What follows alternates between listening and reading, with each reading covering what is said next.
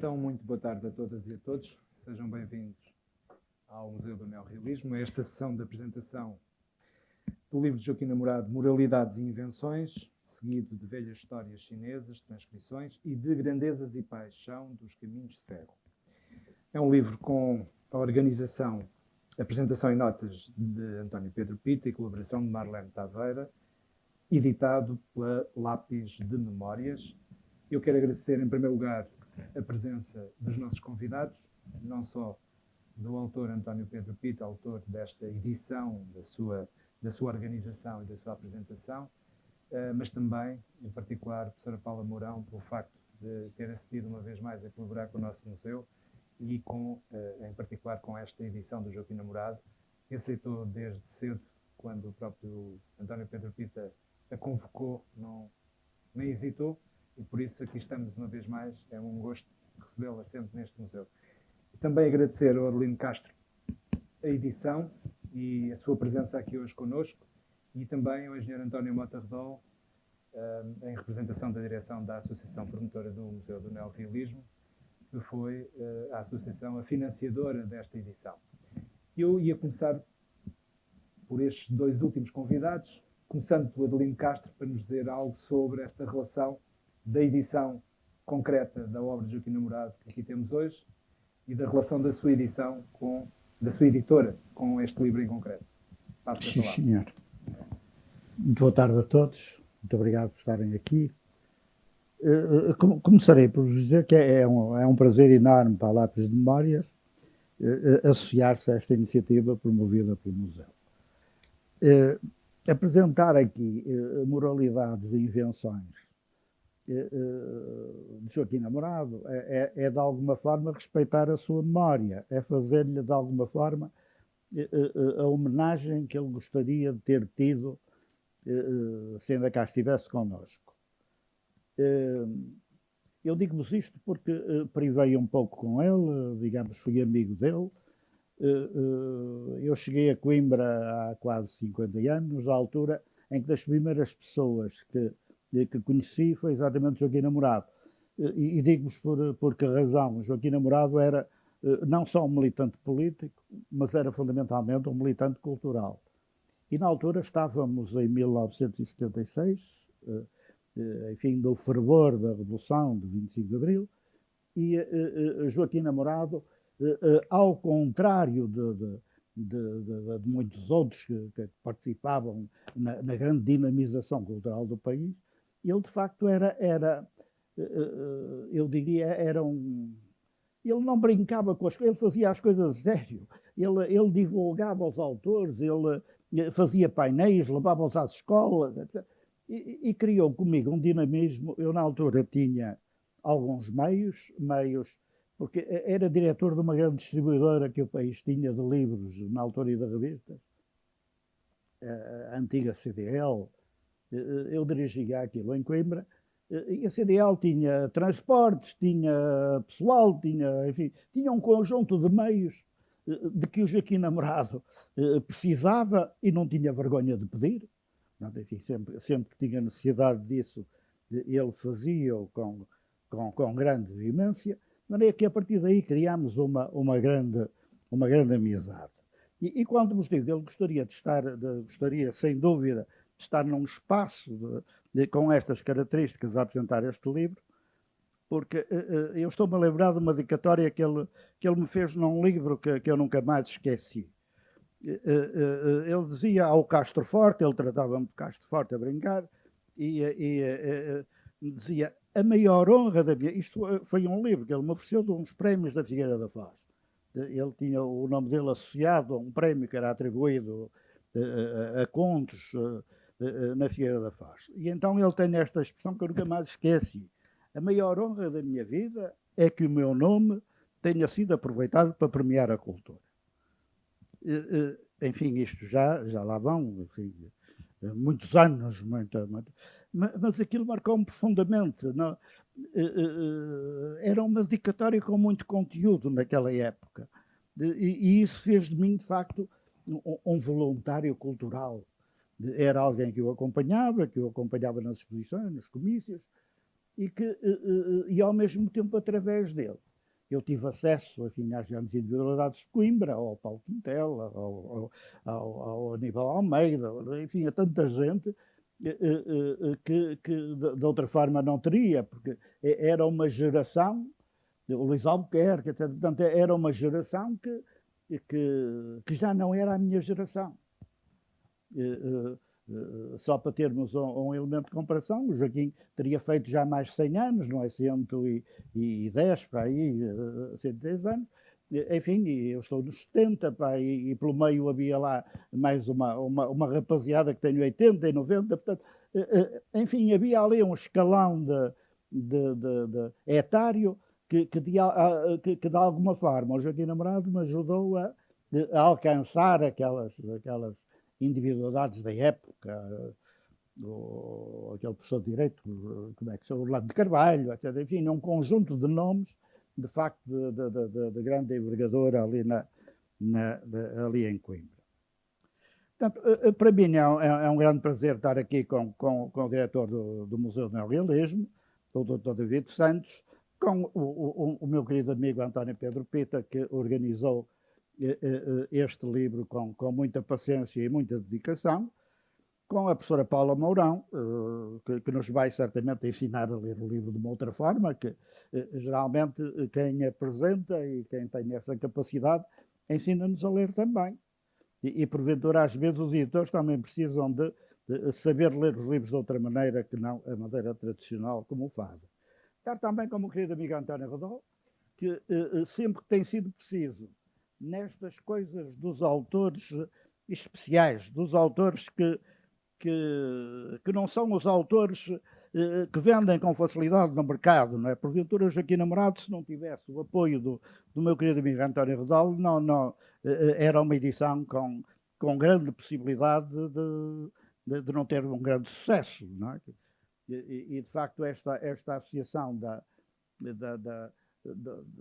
comissão promotora do museu deu uma ajuda decisiva, como tem dado noutras edições que temos feito sobre o neorrealismo. Dizemos, enfim, também como nota interessante, que a Lápis de Memórias, sendo uma pequena editora, ela cumpre um papel importante no panorama editorial que temos hoje no país. Aliás, não só a Lápis de Memórias, mas muitas pequenas editoras que hoje têm um papel decisivo na edição de coisas importantes que os grandes grupos editoriais não fazem. Eu canso-me de olhar para o que se produz neste país e fico com a sensação de que há muito light, de que há muita autoajuda, de que há muita autopromoção. Portanto, e as coisas importantes estão um bocado esquecidas, e eu sei porque é que estão esquecidas. Estão esquecidas porque elas dão trabalho. Digamos, fazer estes livros dá trabalho a encontrar os leitores. É preciso andar à procura dos leitores. É preciso fazer ações que aproximem os livros e os autores dos seus consumidores. E a Lápis de Memórias gosta muito de fazer isso. Eu tenho autores espalhados pelo país inteiro, com os quais gosto muito de passear. Eu tenho o Carlos Brito em Alcoutinho, que sempre que publica um livro, eu passo uma semana com ele no Algarve a percorrer ali de Alcoutinho até à outra ponta, até Sagres, enfim, fazendo ações de promoção dos livros, dando a conhecer os autores e dando a conhecer aquilo que de outra forma não seria conhecido. Os espaços comerciais hoje estão cheios destas coisas que vos disse. Entrar numa FNAC, numa grande superfície que venda livros, aquilo de facto é mau demais. Aquilo já não é aceitável, na minha opinião. Já não é aceitável. Aquilo não é representativo daquilo que este país tem a obrigação de fazer em termos editoriais. Portanto, enfim, é uma nota que vos deixo, porque eu ando sempre a bater-me por estas coisas, mas acredito que não valha muito a pena. Mas enfim. De maneira que, pronto, que dizer-vos, sempre que houver um Joaquim Namorado para fazer, e há tantos Joaquins Namorados no país que têm coisas importantes para que sejam conhecidas, sejam divulgadas, existirá sempre um cantinho, a Lápis de Memórias para ajudar a fazer estas coisas. Eu não me vou prolongar mais, enfim, estarei disponível para continuar na conversa sempre que a conversa o proporcionar. Portanto, para já, muito obrigado. Muito obrigado, Dr. Santos. Muito obrigado. E passo a palavra ao engenheiro António Mota Redol sobre o financiamento. Portanto, o editor, por acaso, não agradeceu à associação ter feito a entrega do livro, do original do livro e, portanto, bom,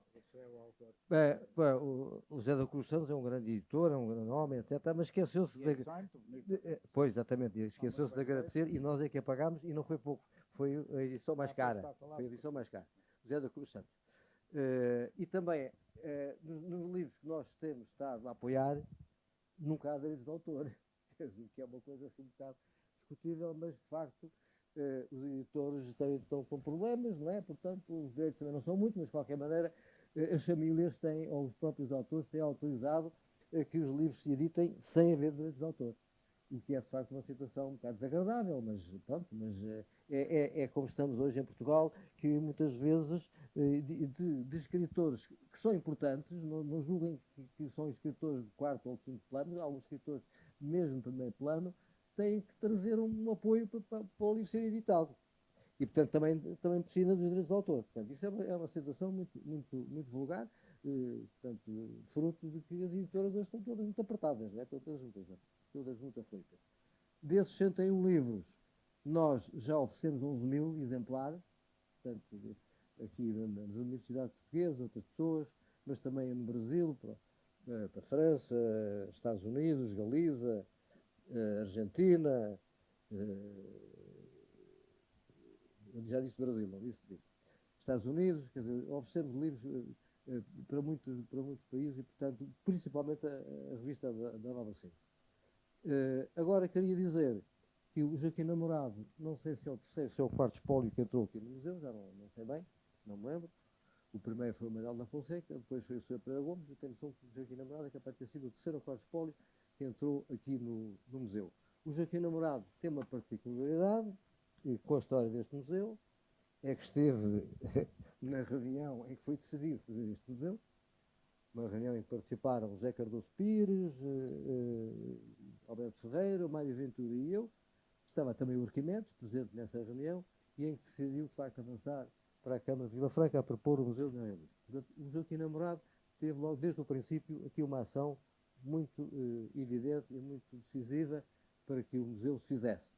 Ele próprio depois passou a fazer vários contactos com várias pessoas, etc. Fez uma exposição na Figueira da Foz muito grande, etc. E também teve outra coisa que os vilafranquenses devem agradecer, foi propor que fosse o Museu de Vila Franca.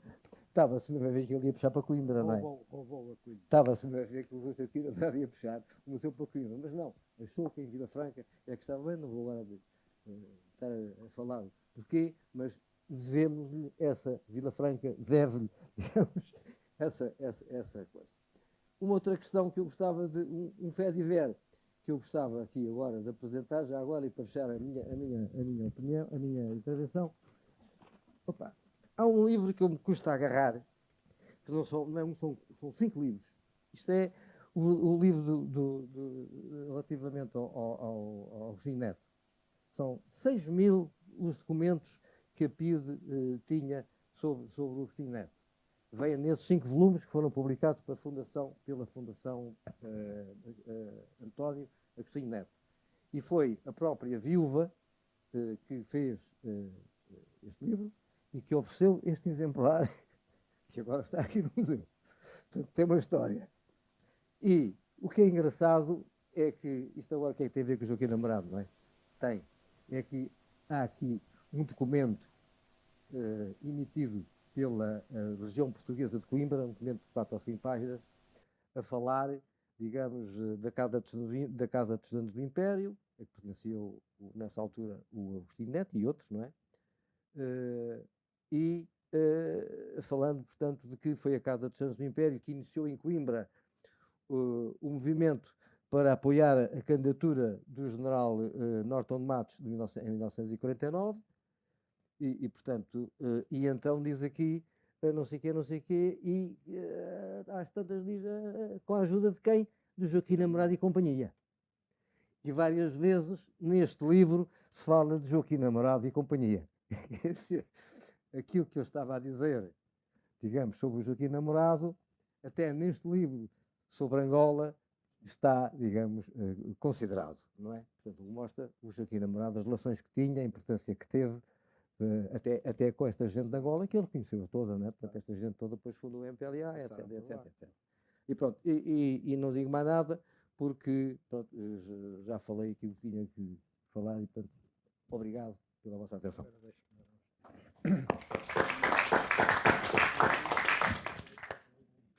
E então passo agora a palavra à professora Paula Mourão para nos falar um pouco sobre esta edição de Joaquim Namorado, Moralidades e Invenções. Por favor. Muito obrigada. Agradeço muito o convite para estar aqui, como tenho estado em outras ocasiões. Eu tinha responsabilidades de diretor-geral quando o museu foi inaugurado e estive cá e estava Vila Franca em peso, ali no átrio, não cabia mais ninguém. E prezo muito este museu e o trabalho que nele se faz. Queria cumprimentar, na pessoa do António Mota Redol, a associação promotora do museu. Queria cumprimentar o editor e dizer-lhe que, pela minha parte, os pequenos editores são instituições de muita importância. Muita importância. Utilidade pública, exatamente. E queria finalmente cumprimentar o Joaquim Namorado, em efígie, não é? Mas cumprimentar o António Pedro Pita, que com a colaboração da Marlene Taveira nos traz este volume, que vem na sequência de outras publicações, e nomeadamente do belo catálogo feito a propósito da exposição que comemorou o centenário de Joaquim Namorado aqui no museu. O primeiro mérito de um livro deste tipo é tirar do esquecimento textos dispersos que ficam nas publicações periódicas. Neste caso, as publicações são nada mais nada menos que a Vértice e o Diário de Lisboa, cujos méritos não é preciso salientar. Mas, como a certo passo diz o Garrett, é preciso tirar desses lugares abscônditos, esta é que é a palavra do Garrett, estes textos que compuseram publicações tão importantes ao longo dos séculos e de que, sem qualquer espécie de dúvida, a Vértice e o Diário de Lisboa fazem parte num lugar cimeiro. Portanto, por um lado, reunir os dispersos de um autor, como é o caso aqui destes dispersos de Joaquim Namorado, e dar-lhes uma organicidade que é enquadrada por um prefácio relativamente longo de António Pedro Pita e mais das notas ocasionais que surgem ao longo dos textos, mas, sobretudo, das notabilíssimas e super informativas notas finais, que complementam, numa outra perspectiva, esse enquadramento, parece-me absolutamente de realçar. Depois, a outra coisa é que o António Pedro Pita desenvolve de uma forma absolutamente clara, é porque é que o livro se chama Moralidades e Invenções. Aqui interessa-me desde logo uma questão que é este I, moralidades e invenções, porque isto de alguma forma aponta para duas direções essenciais na composição deste livro, que na verdade se estrutura em um primeiro texto, Moralidades e Invenções, que é a crónica dos maus costumes apenas um apólogo, que é um texto relativamente breve, notável.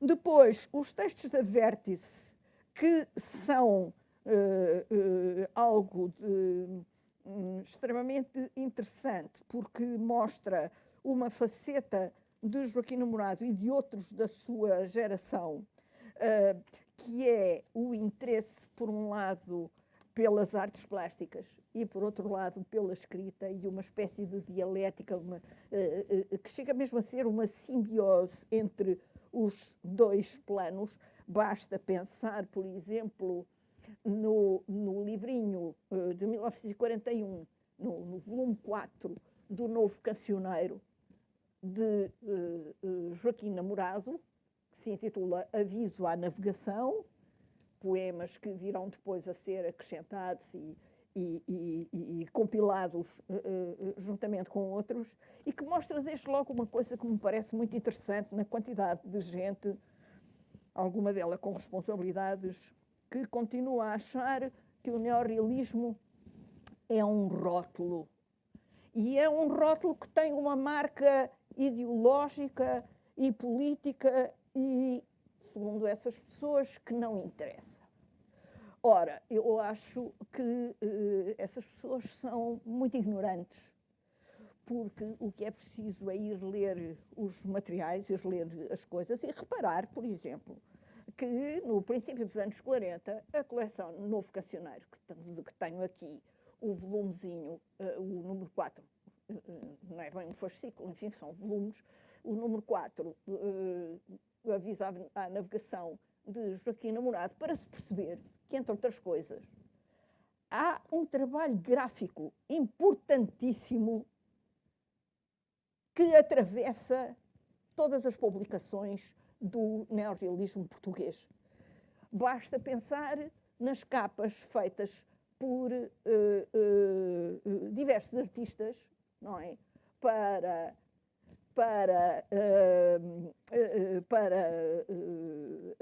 as capas das coleções de romance, não é?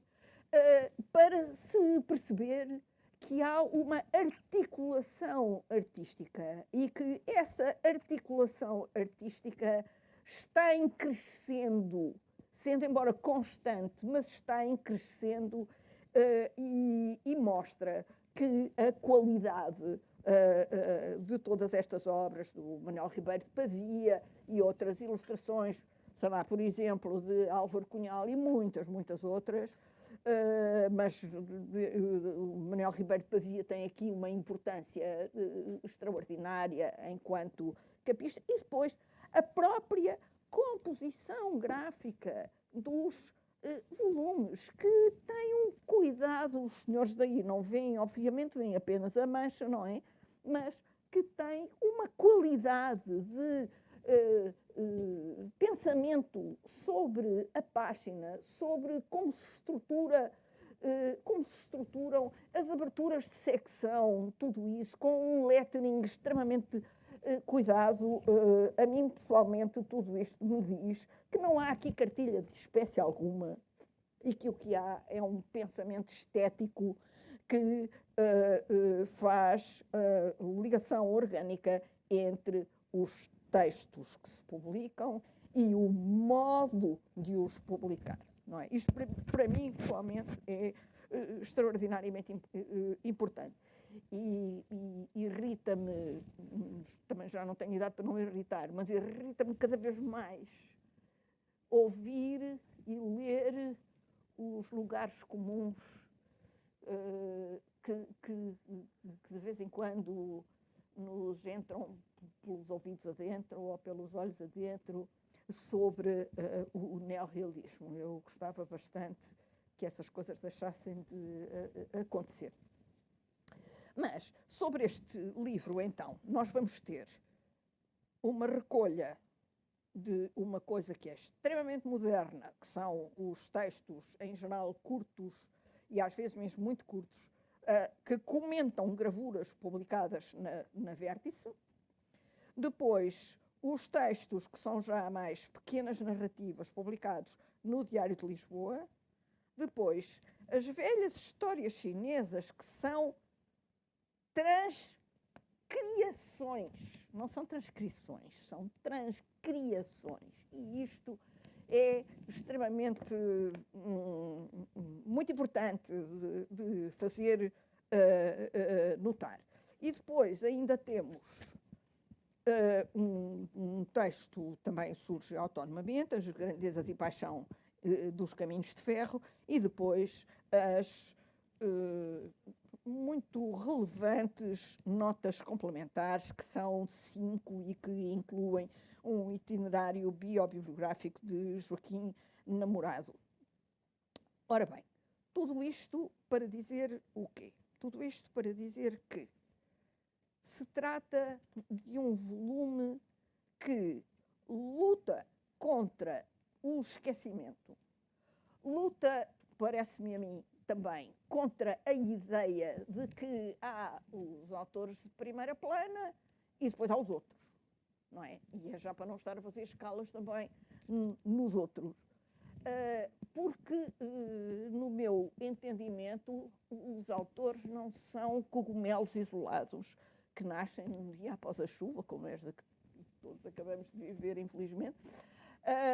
Não, os autores, e especialmente autores como este, e começa-se a ler o enquadramento, não é? E percebe-se que há lógicas, há articulações entre autores que muitas vezes estão a publicar ao mesmo tempo, não é? Como é o caso de um projeto coletivo como é o Novo Cancioneiro, e que depois cada um segue o seu caminho individual, mais convergente, menos convergente.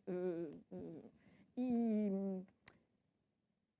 depois, vamos lá ver, se nós olharmos para Joaquim Namorado, ok, quem não sabe quem é Joaquim Namorado, encontra, por exemplo, aqui na badana, não é, do livro, encontra a listagem das obras e encontra depois explicações no prefácio e nas notas, explicações sobre porque é que a obra é relativamente curta quando comparada com a de outros autores. E, portanto, não me vou deter sobre isso porque é fácil chegar a essas informações e confrontar. Além disso, como toda a gente sabe, tamanho não é documento, não é? E o que acontece é que, quando nós lemos estes textos, verificamos que eles são realmente de muita qualidade. Outra coisa para que aquele I no título, Moralidades e Invenções, me faz pensar com as transcriações das histórias chinesas, é esta noção de uma poética, no sentido global do termo, de uma poética que inclui uma concepção estética da edição, da publicação dos textos. E com isto eu chego ao papel do editor agora não no sentido daquele que produz os livros em concreto, mas daquele que pensa sobre uma lógica. E então gostaria de vos dar apenas uns 3 ou 4 exemplos para que fique claro o que quero dizer. Deixe-me só anotar aqui para não me esquecer que a última coisa que eu quero dizer é o...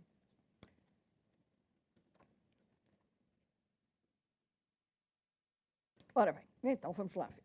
O primeiro é, dos textos publicados na Vértice, é o que, se algum dos senhores tiver o livro e quiser acompanhar, na página 54, temos uma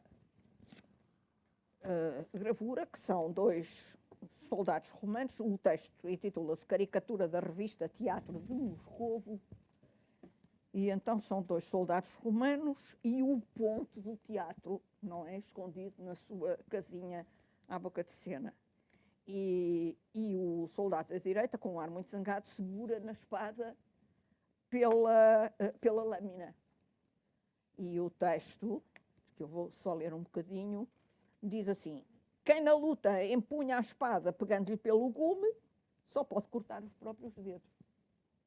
E depois desenvolve. Ora, esta é uma técnica que que Joaquim Namorado utiliza muitas vezes nestes textos, que é lançar, através de um aforismo ou de uma qualquer outra forma de provérbio ou fórmula fixa, e depois desenvolver. E os desenvolvimentos são fantásticos. Portanto, a estrutura é muitas vezes, como aqui, lançar o tema através de um aforismo e depois fazer uma glosa, uma expansão do tema. Este é um processo muito antigo, mas que exige alguma competência para ser realizado. Outro exemplo que vos queria dar é o que está nas páginas 86, 87, 88, que tem uma gravura da Comédia dell'arte, que é um filósofo, que é Aristóteles, montado por uma, a quatro, não é? Montado por uma mulher com um rolo da massa. E então, porque, entre outras coisas, o Joaquim Namorado tem imenso sentido de humor. Diz assim: existem em muitos jornais páginas da mulher, em poucos, páginas juvenis. Não existe, que eu saiba, uma só página do homem. É comum figurarem em comissões representantes das mulheres, não figurando nelas qualquer homem como representante do seu sexo. Portanto, o mundo às avessas é inverter a coisa, não é? Por um lado, salientar o lugar de poder, não é? De certas mulheres, e depois, no final, conclui e depois vai desenvolver um pouco alguns exemplos, que é o poder do nariz de Cleópatra, o rolo da massa de Filis, nesta gravura que aqui está, a cabeça de João Batista degolada e entregue à, como ele diz, temperamental Salomé, e depois diz, a concluir: tudo parece indicar que a igualdade de sexos pretendida, como outras igualdades, obriga a profundas reformas sociais. Quero dizer que a emancipação da mulher pressupõe a emancipação do homem. Ora, o que é que ele faz aqui, como em vários outros destes textos curtos? O que ele faz é um discurso fortemente marcado do ponto de vista político, defendendo valores que não são evidentes à época, como este de que, então, mas há uma página das mulheres, há uma página da juventude, então e uma página do homem? Bem, podemos responder que o resto do jornal é sobre o homem, não é? São páginas do homem. Mas não é isso que ele quer dizer. O que ele quer defender, no fundo, é o princípio da igualdade. E isto parece-me que é extremamente razoável e oportuno. Depois, por exemplo, tem uma, nas páginas 92 e 93, que é uma fotografia do Einstein, aquela célebre fotografia do Einstein de língua de fora, e ao lado uma foto de uma preguiça, do animal preguiça pendurado no ramo. E então este diz assim, só leio o princípio e o fim. No jardim zoológico de uma grande metrópole do mundo, imediatamente antes da saída, um espelho reflete o visitante que nele se olha surpreso. E depois vai por aí adiante e termina.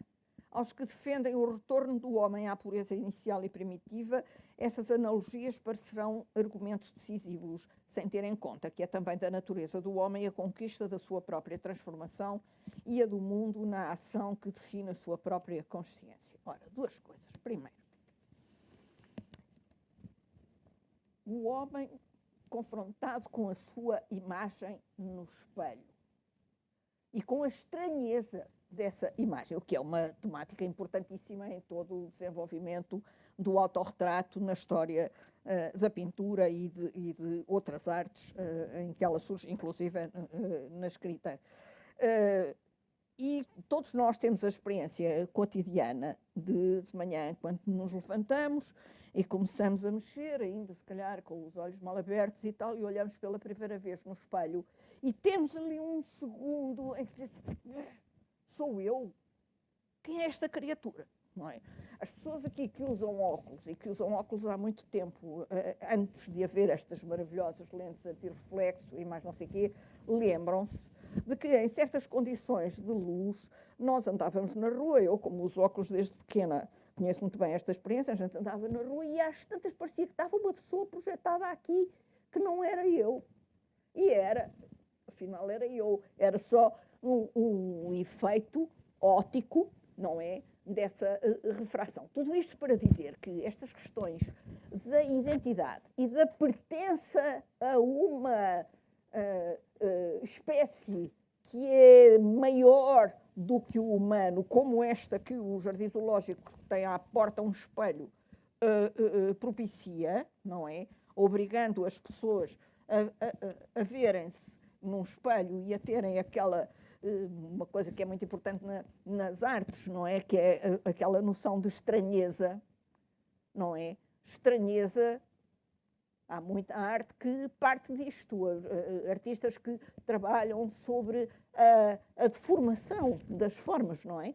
E que eu julgo que está relacionado com isto, que é, o mundo não é bem como eu o vejo, por exemplo, se eu vir o mundo com os meus óculos, que são graduados, ou se eu vir o mundo assim, eu vejo uma coisa completamente diferente. Vejo assim, sei que são cabeças e tal, não é? Mas não vejo com nitidez, portanto, preciso de um objeto. E tudo isto leva à reflexão que Joaquim Namorado faz neste pequeno texto sobre a questão,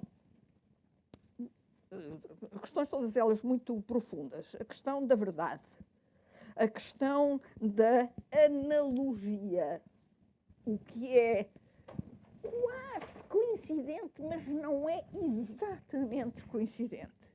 E a questão daquilo que ele chama a transformação.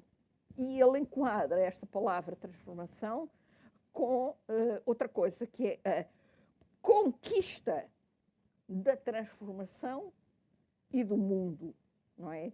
Através da ação. Ou seja, estes textinhos breves que parecem comentários ligeiros sobre figuras que eram reproduzidas na Vértice, pedem, afinal, uma reflexão muito mais apurada e muito mais profunda. Outra coisa, por exemplo, é nas páginas 99, é só 99, que é... a gente depois tem que andar à procura naquele índice manuscrito que está reproduzido no texto, e por acaso a mim fazia-me falta que os textos estivessem numerados e com a sua correspondência no índice, que é uma caricatura da Maria da Fonte. Ora bem, a propósito disto, o que é que Joaquim Namorado comenta? É sempre em nós que fala.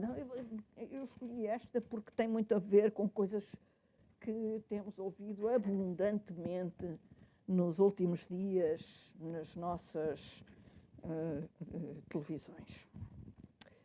É sempre em nós que fala, no bem do povo, nas glórias da pátria, na defesa das liberdades e da democracia. Mas é sempre em si que pensa, a si que exalça o salvador da nação, o homem providencial, o pai dos pobres, aquele que sacrifica no altar da pátria sossegos e bem-estares, trocando-os por inquietações e benefícios, movido pelo espírito de missão, servindo-a com maiúsculas santa causa dos direitos humanos e outros.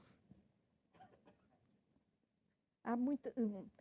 Nós, quando lemos literatura, muitas vezes temos vontade de copiar certas coisas e mandar para certas criaturas, não é? nomeadamente, desculpe, senhora vereadora, nomeadamente para aqueles que mandam em nós, que às vezes parece que não leram nada, coitadinhos, pronto. E este textinho termina assim. Mas a violência do poder, exercida por exorcistas e cabos de esquadra, cedo levantará a ira popular, esta sim, justa e sagrada. A história o garante pelos seus muitos exemplos e o povo o tem registado na sua imensa sabedoria. Quem com ferro mata, por ferro morre. Pois é, nas próximas eleições logo vemos. E depois, para terminar, queria fazer uma nota sobre o título do ensaio do António Pedro Pita, que tem uma notazinha preliminar a dizer de que é que se trata, e por acaso salienta muito a fábula e o mito, que são coisas muito importantes para ler estes textos de Joaquim Namorado, e depois o título da apresentação do livro mais extensa que faz é Desenhar patas a serpentes para uma leitura de moralidades e invenções. Desenhar patas a serpentes. Está em itálico e, portanto, a gente pensa, isto é uma citação de Algures. O Algures tem uma solução na página 138, numa das transcriações das velhas histórias chinesas, que é um título que precisamente se intitula, na página, repito, 138, Desenhar patas a serpentes, e que é uma fábula de alguém que no reino de Chu está a fazer desenho, e o desenho é de patas em serpentes. E então o texto termina assim. Enquanto se entretinha a fazer patas à sua serpente, houve um companheiro que terminou a dele. Com um sacão tirou-lhe o pichel da mão, dizendo: uma serpente não tem patas, tolo é quem lhes acrescenta. Fui eu quem acabou primeiro e não tu. E pôs-se a beber. Moral é assim. Deixa fugir o que tem na mão quem desenha patas a serpentes. Ora bem, isto parece-me realmente um título excelente, porque é um título que tem que ver, uma vez mais, com a questão do ler por dentro dos textos, não é? Ler como deve ser, não é? E isto salienta o papel do editor, uma vez mais não no sentido daquele que produz o livro, do editor como aquele que é capaz de dar um entendimento dos textos que reúne, dos textos que publica, que conduz o seu leitor no sentido de ficarem coisas em suspenso. No caso aqui, o desenhar patas a serpentes, que eu só na página 138 é que vou saber de onde é que vem, não é? Mas que, entretanto, cria laços na cabeça, não é? Vai ficando como laços na cabeça. A isto chama-se ser capaz de ler inteligentemente os textos. Portanto, eu, pela minha parte, agradeço imenso esta recolha. Como perceberam, eu acho que estes textos ditos secundários, ditos dispersos, que ficam nas páginas de um jornal ou de uma revista, têm uma importância extraordinária. Evidentemente que nós agora dispomos já, felizmente, do portal feito pelo Luís Andrade e os seus colaboradores, que têm vindo a publicar integralmente muitas revistas, ainda faltam centenas, não é? Mas muitas revistas a que podemos ter acesso sem termos que ir à hemeroteca, sem termos que ir para uma biblioteca, o que não é acessível a toda a gente, mas tudo isto me parece importantíssimo, porque, reparem, estes textos publicados dispersamente, embora, no caso, com alguma regularidade nestes jornais e revistas,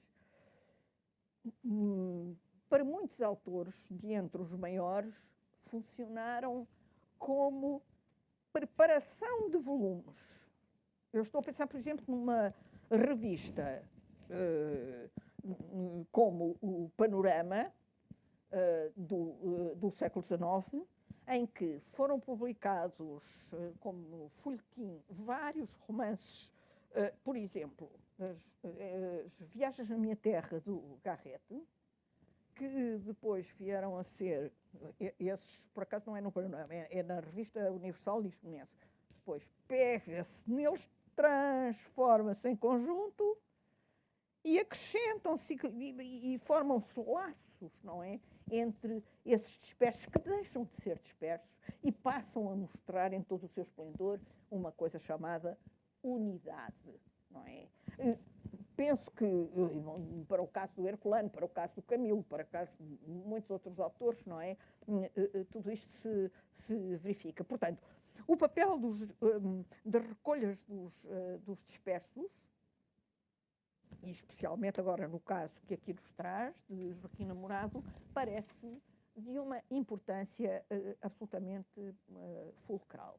E por isso quero cumprimentar o António Pedro Pita, quero cumprimentar o seu editor, a associação que apoia o volume e o Museu do Neorrealismo que acolhe os espólios e que propicia os materiais para que estas obras venham a ser realizadas. Muito obrigada.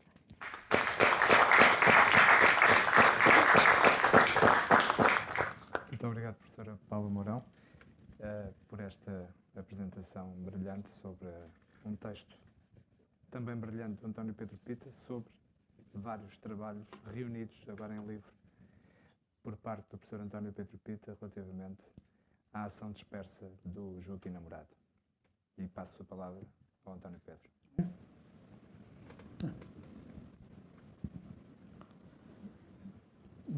Muito boa tarde a todas e a todos vós. Muito obrigado pela vossa presença.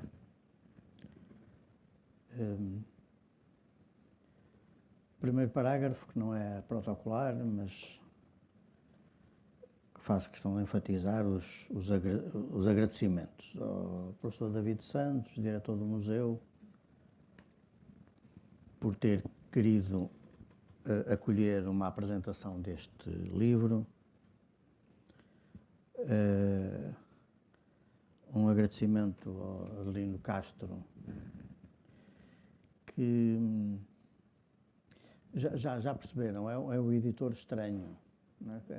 Publica coisas que muita gente não publica e, sobretudo, é um editor que não se limita a receber propostas de edição, mas que acompanha com um misto de gentileza e de lembrança, imposição. E então, quando é que está pronto?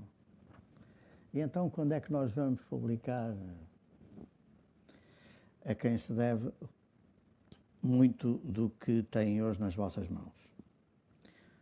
Um agradecimento ao meu querido e velho amigo António Mota Redol pelo envolvimento da Associação Promotora, uma vez mais, na viabilização desta edição.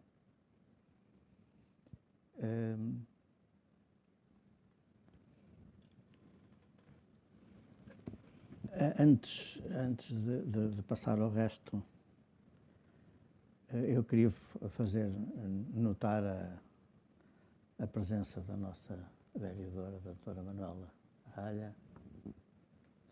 Não será surpresa para ninguém que a apresentação desta obra neste contexto, neste espaço, me dá um gosto particular. E vamos lá ver, presunção e água benta, cada qual toma a que quer,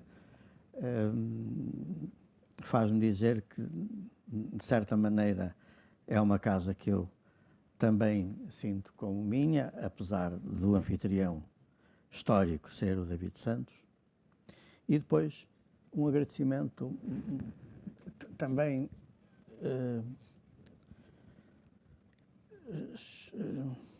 como é que eu ia dizer? Especial não é bem a palavra,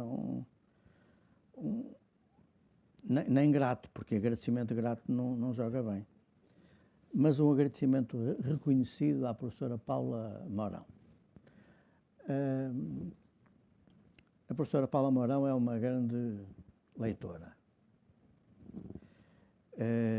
E quando eu ousei convidá-la para fazer esta apresentação, foi mais à sua qualidade, no sentido de condição de grande leitora, do que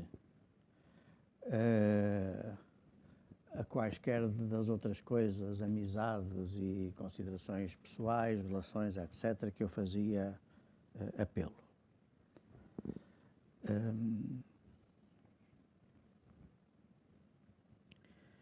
Eu já não tenho idade, nem a professora Paula Mourão, muito mais nova do que eu, igualmente tem idade para andarmos à procura de elogios e de coisas fáceis. Não é isso que se trata. A questão aqui não é essa. Como a professora Paula Mourão mostrou muito bem. O propósito deste livro da edição deste livro, primeiro, colocar à disposição de todos um texto que o próprio Joaquim Namorado parcialmente já tinha preparado para edição, a recolha daquele conjunto de textos anónimos publicados na Vértice com o título Moralidades e Invenções. Depois, fazer um exercício que só é possível, eu creio que é importante dizer isto, que só é possível esse exercício porque este museu existe.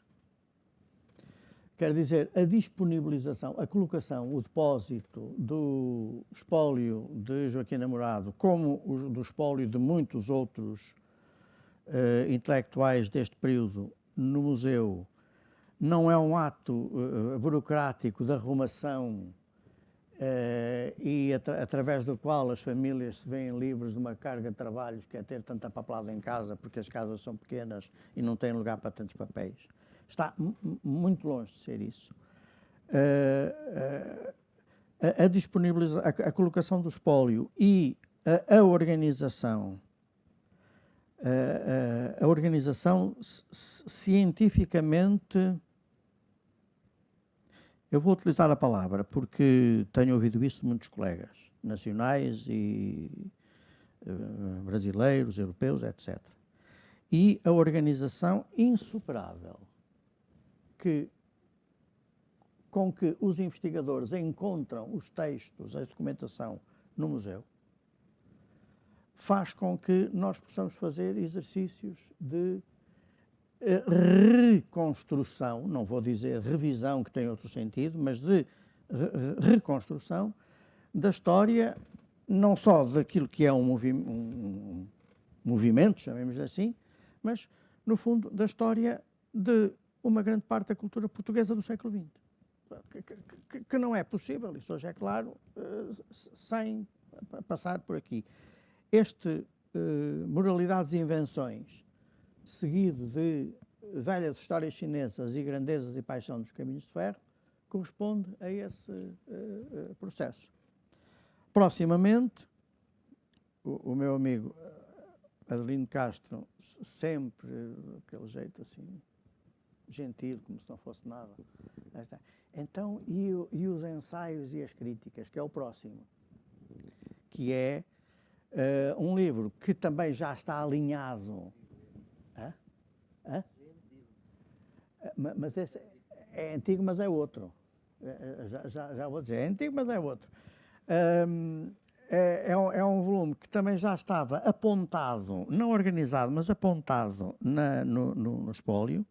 É uma obra que se chama Ars Poética, assim mesmo, com este latinório e tudo. Ars Poética. Joaquim Namorado e o latinório. Ars Poética. escritos de circunstância, que estava alinhado, sobre o qual há várias versões no espólio para o alinhamento e que será o próximo.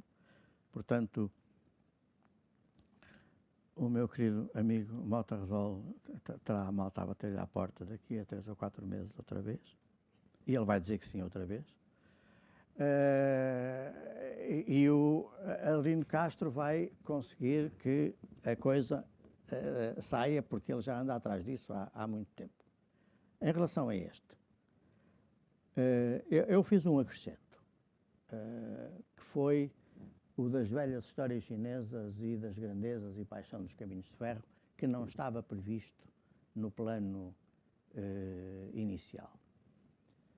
Há uma reserva relativamente às velhas histórias chinesas, uma reserva que contaminou mesmo os amigos mais próximos de Joaquim Namorado sobre a autoria das velhas histórias chinesas, sobre aquela enigmática expressão versão livre de, foi o que me levou ao encontro do conceito do grande poeta vanguardista brasileiro Haroldo Campos, o conceito de transcriação, e de o apresentar assim.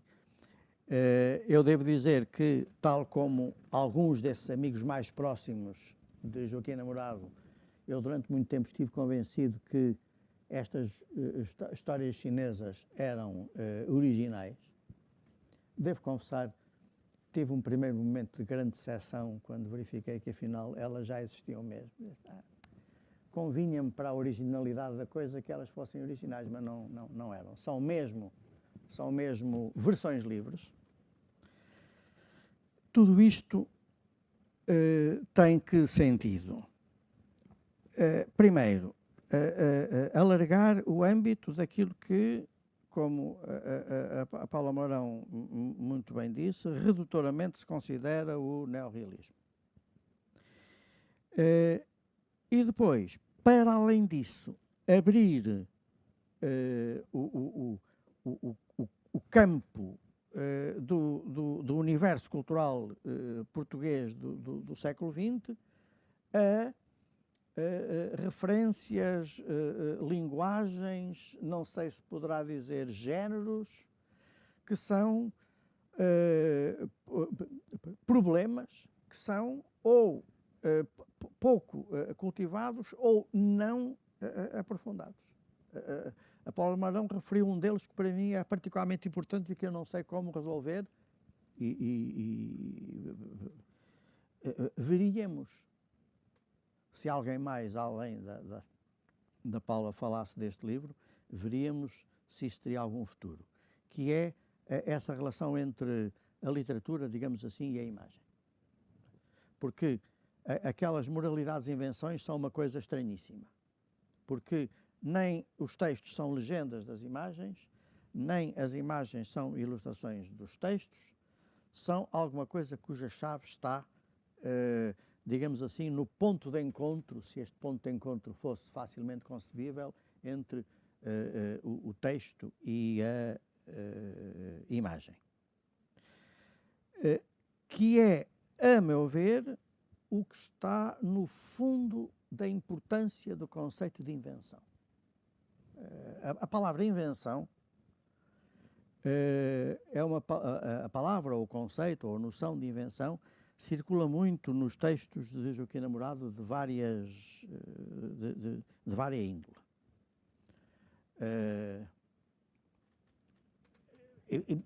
Imediatamente, invenção é a criação de possibilidade de emergência do novo. Esse novo faz-se na poética, no sentido que a Paula falou, na poética de Joaquim Namorado, a emergência desse novo ocorre a partir de três lugares, ou de três correntes que depois se tornam mais ou menos convergentes. Da poesia, isto é, da palavra, do modo como uma determinada organização das palavras produz coisas novas, sendo que todas as palavras já existem, não é? Normalmente. faz-se através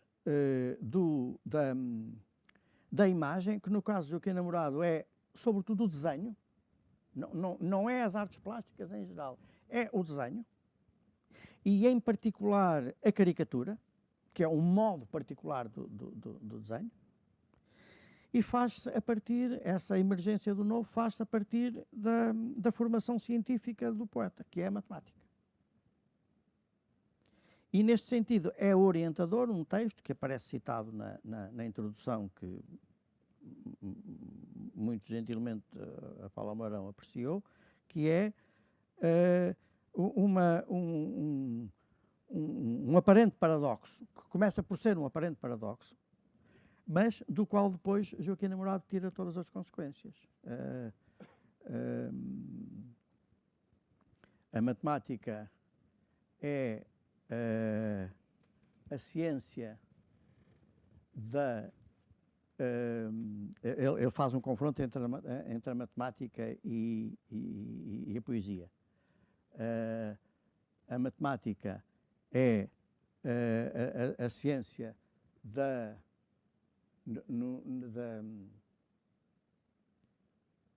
como é que é? Do rigor? Não. A poesia é a ciência do rigor e a matemática é a ciência da imaginação. Transformando o que é o comum, que é pôr o rigor do lado da matemática e a imaginação do lado da poesia. Não, é o contrário. Nesta lógica, nesta poética, é o contrário. E, a partir deste ponto de partida, desculpem a expressão, na decorrência deste ponto de partida, a poética de Joaquim Namorado ganha uma configuração particular. Talvez isto permita, o último ponto desta minha fala, que já está longa demais, talvez isto permita desenterrar Joaquim Namorado digamos assim, do buraco de lugar comuns e de anedotas em que ele está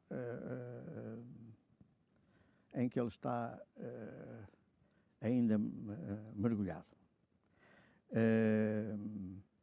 Talvez no fim de tudo isto possa surgir uma figura cuja atividade de criação, de invenção e de incentivo cultural simultaneamente dê identidade a uma personalidade e ao mesmo tempo alargue um campo de intervenção.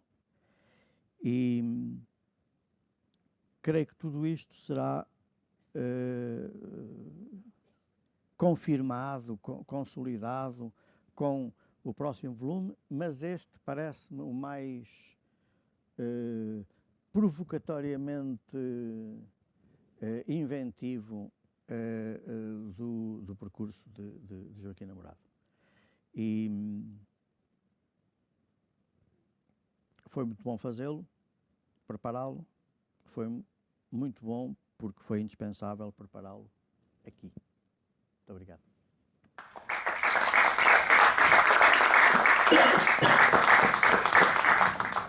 Muito obrigado, professor António Pedro Pita, pela abordagem à sua própria responsabilidade na condução dos estudos sobre o Joaquim Namorado e as reedições e as edições para, no fundo, remover da gaveta e da sua dispersão também de textos publicados em vários periódicos esta continuidade de trabalho na rememoração da importância de Joaquim Namorado.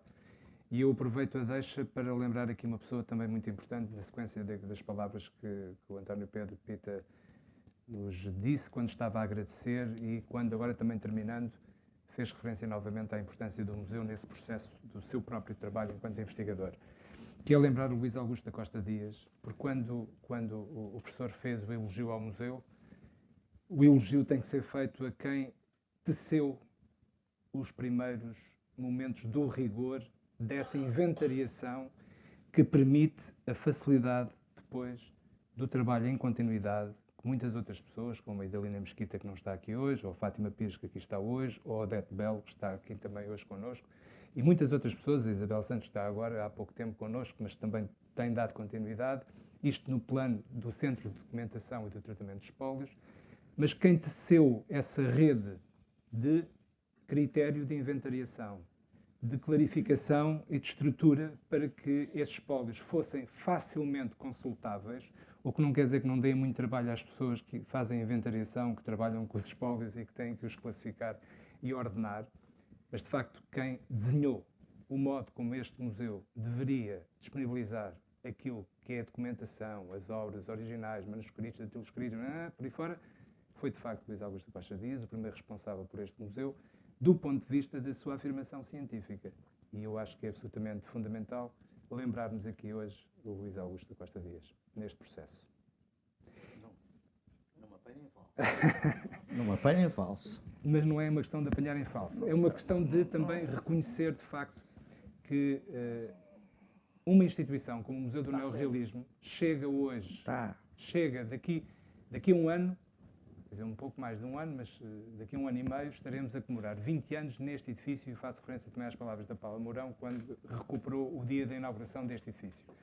O museu já existia há muitos anos, existia desde 1990, e eu diria que, do ponto de vista da abertura das suas portas ao público, de uma forma mais, passa a redundância, de dimensão pública, com a porta aberta, não apenas a investigadores, mas ao público em geral, verdadeiramente desde 93. Mas podemos dizer que já funcionava desde 1990. E, portanto, estamos a falar de um período quase tão longo como aquele que estamos agora, em breve, a comemorar 20 anos neste edifício.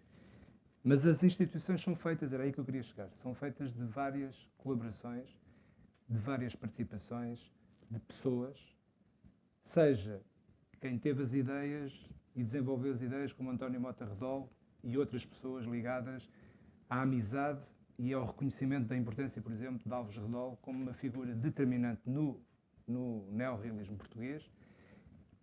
E esses foram aqueles que deixaram amadurecer a ideia e também nunca a deixaram cair, para se chegar ao ponto de se propor ao município de Vila Franca, nos anos 80, a constituição de um museu do neorrealismo. Se esses são absolutamente determinantes, porque sem esses nada teria acontecido, e sem os exemplos, por exemplo, do Manuel da Fonseca, por não ser de Vila Franca, e dizer, eu não sou daqui, por um lado, mas é a este grupo e é a este museu que eu quero que o meu espólio pertença, todas essas etapas são fundamentais.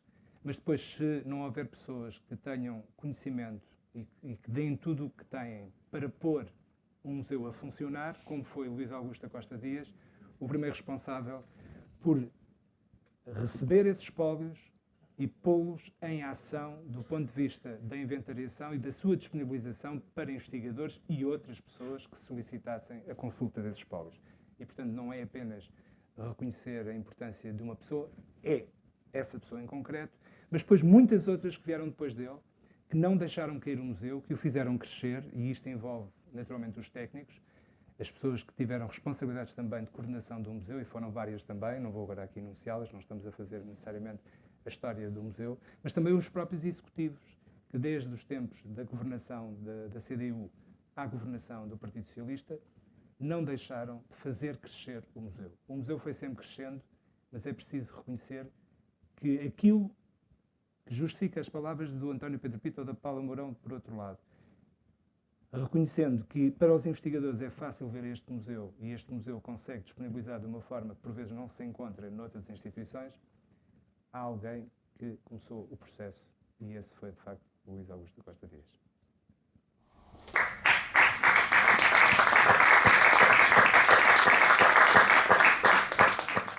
Bom, e agora, como também costuma acontecer na apresentação de livros, no debate de ideias que aqui temos em torno da cultura neorrealista e, por vezes, também noutros âmbitos, passamos a palavra ao auditório e, portanto, estamos disponíveis, neste caso, o professor António Pedro Pita, a professora Paula Mourão, mas também o editor, Adelino Castro ou o engenheiro António Mota Redol, sobre alguma observação que queiram fazer sobre esta edição em concreto.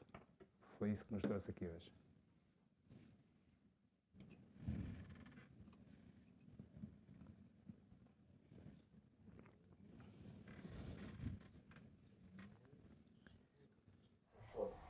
devastadoramente claro.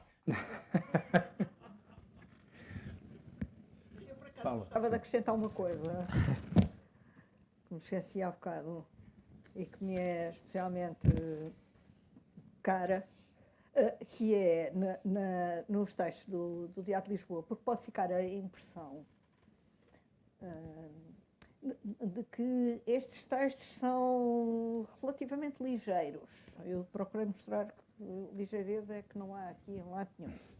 Mas há um que me é especialmente próximo e muito caro, que está nas páginas 113 a 116, que é um dos textos do Diário de Lisboa, que se chama Um Mesmo Diferente Soneto de António Nobre ou As Verduras da Mocidade, em que Joaquim Namorado faz uma coisa que eu considero absolutamente extraordinária. Por um lado, faz um retrato vou dizer no singular, que é para ser coletivo, o estudante de Coimbra.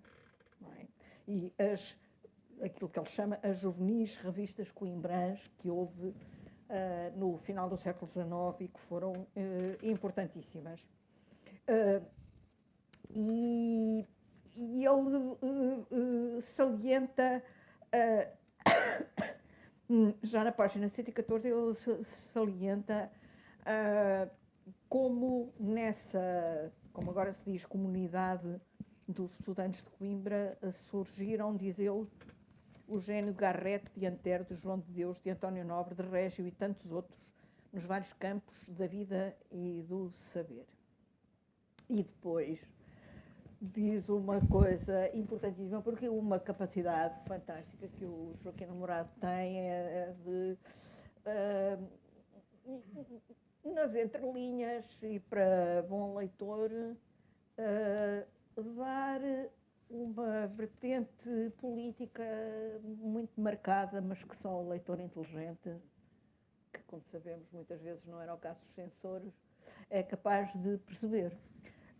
E então é quando ele diz que, também na página 114, que João Chagas, numa carta escrita do exílio em Madrid, em 1899, descrevia, denunciava um amigo, um tipo de democratas que não lhe merecia nenhuma confiança. Citação de João Chagas. São os bacharéis, o comunismo da porta férrea para tomar de empreitada ao futuro. Quer dizer, de fora, não é? E depois faz uma coisa que a mim é especialmente cara e que está muito bem feita, que é a comparação de duas versões de um soneto de António Nobre, que na sua versão definitiva começa Poveirinhos, meus velhos pescadores, etc. Mas que ele foi descortinar uma versão publicada no 1º de janeiro em 1889, e o que ele diz sobre estas duas versões, para quem trabalha criticamente sobre os textos de António Nobre, é uma luz. É absolutamente sensacional. E, além disso, tem, para as pessoas que têm o livro, na página 116, tem uma fotografia que, para quem não saiba o que é, pode ser muito intrigante, porque não tem legenda. Esta fotografia é 116. Vê lá. É o chamado Grupo Coruja, legenda original dessa fotografia. O Grupo Coruja é o António Nobre e o Alberto de Oliveira embolsados nas suas capas de estudante, com as cabecinhas assim para a fotografia e cobertos com um guarda-chuva. Ora, tudo isto é, para mim, pessoalmente, que trabalho sobre António Nobre, é absolutamente desafiante, luminoso, fantástico. Não é? É um texto que me deixou especialmente tocada, porque contraria aquela tal aparente ligeireza de muitas das notas, sobretudo as da Vértice que vão a par com as gravuras que são comentadas, não é? Porque aqui o que nós temos é um trabalho quase filólogo, não é? De alguém que tem muito bem a consciência do que são as variantes de textos, não é? E de como é preciso estudar para perceber que por detrás de um poema há, como diria o Carlos de Oliveira, trabalho poético. Este texto é essencial. Muito bem. Muito obrigado, professora, uma vez mais. Sendo assim, eu passo a palavra. Não sei se o professor quer dizer algo. Quer? Ok. Só duas coisinhas sobre isto. Uma que a Paula Mourão referiu, e com a razão, relativamente às legendas.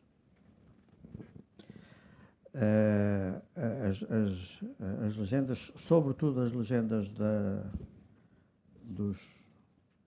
das imagens publicadas na Vértice, são um grande problema, porque não há nenhuma versão do espólio em que as legendas estejam completas. A mais completa, ainda por cima manuscrita e com rasuras, é aquela que está aí facsimilada. A publicação de facsímil é, do ponto de vista editorial, uma facilidade. É apresentar ao leitor aquilo que existe. Relativamente a esta crónica sobre António Nobre, duas brevíssimas observações, uma conjuntural e outra estrutural, como se diz. A conjuntural é o que possa parecer que há nesta crónica de distanciamento ou de relativização de António Nobre é completamente resolvido num texto que vai figurar no tal outro volume sobre António Nobre, que é um dos autores de Joaquim Namorado. Isso não há nenhuma dúvida. É um dos autores centrais da poética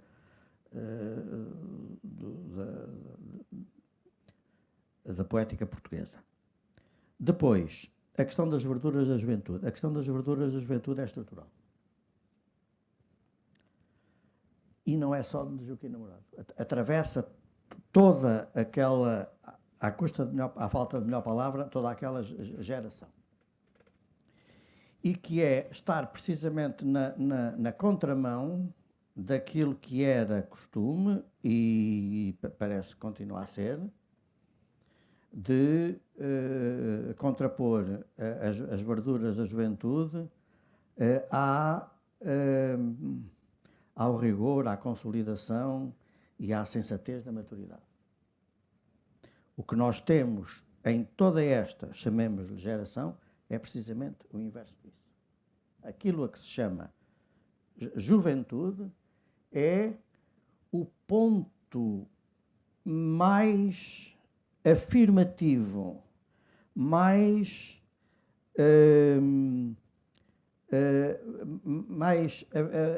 afirmativo, mais em bruto, mas mais genuíno no sentido em que é alguma coisa que se está a organizar de uma personalidade ou de uma geração. Portanto, se quisermos procurar a verdade de uma situação, para utilizar uma palavra que também anda muito por aqui, essa verdade deve ser procurada não na sensatez da maturidade, mas na afirmação da juventude. A juventude é o fogo na noite escura, de namoro. E há um passo no fogo na noite escura, e isto vai marcar toda esta geração. O Carlos Oliveira, o Namora, porventura Alves Redol também, o Manuel de Fonseca. Isto vai marcar toda esta geração, que é, por um lado, essa afirmação, é aqui que alguma coisa de decisivo se demarca. Nós demarcamos-nos do passado através daquilo que na juventude ocorre por muitos imperfeitos que sejam os elementos, por muitos equívocos que haja, por muitas coisas que haja ali, é aí. E depois a interrogação que ocorre no caso de Joaquim Namorado, no caso de Namora que eu estou a citar, por causa do Fogo na Noite Escura, que é como é que se é fiel a isso. E isso percorre a obra de muitos, de vários deles. É preciso ser fiel a isto. Uma das coisas que há muito interessante no espólio de Fernando Namora, que está em Condeixa, é o modo como ele acompanhou os sucessivos movimentos da juventude e que estão, por exemplo, no Estamos 90. O Estamos 90 do Namora é uma grande tentativa de compreensão do que é que está a acontecer nos inícios dos anos 60 do século XX. E a grande interrogação que aparece em vários pontos da obra de Joaquim Namorado é herdade do Namora, seu amigo e cúmplice de sempre, é o que é que tu fizeste da tua juventude. Pequeno pormenor, desculpem-me só, por pequeno pormenor eu resisto à autobiografia, mas pequeno pormenor que não é autobiográfico, estava mais gente na mesa. Porque a autobiografia é comigo. Mas estava mais gente na mesa. Há uma mesa de café e há alguém que chega e, então, como é que está tudo? Ei, estou chateado, estou triste. Joaquim Namorado.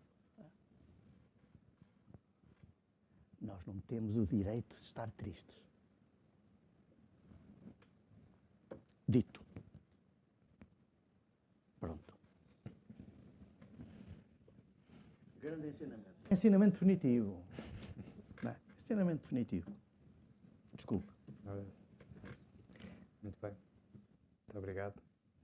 E para encerrar a sessão, passo a palavra à vereadora Manuela Ralha. Boa tarde a todos e a todas. Em primeiro lugar, quero pedir aos meus queridíssimos amigos da mesa e que nos deram a honra de estar aqui hoje, as minhas mais penhoradas desculpas por ter chegado mais tarde, mas as funções assim o exigem e vim de outro evento.